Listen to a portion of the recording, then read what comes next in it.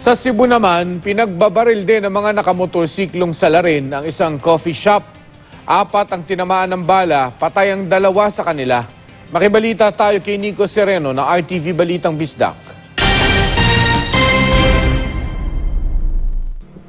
Papasara na ang coffee shop na ito sa F. Ramos Street sa Cebu City nang dumating ang 2 magkaangkas sa motorsiklo.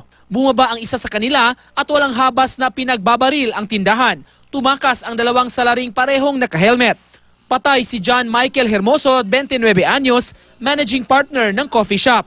Patay rin si Kiss Katie Ramos, 21 anyos, na cashier ng tindahan. Sugatan naman sa insidente ang 2 pang staff ng establishmento na sina Jerome Andrada at Sherwin Rivera.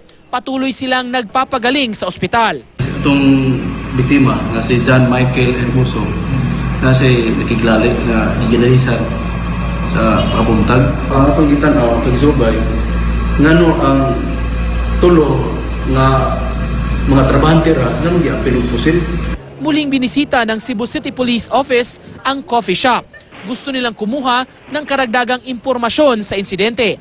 Nakipag-usap din sila sa ibang staff ng coffee shop. Kinundi na ng mga kasama ng biktima ang pamamaril.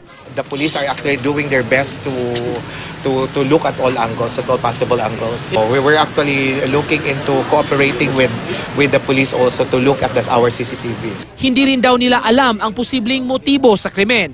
Nais nilang mabigyan ng agarang hustisya ang mga biktima. We assure everyone that we will work to the best of our abilities to ensure that justice will be served for them. We call for justice and prayers for the victims. Nico Sereno, Nagbabalita, Pilipinas.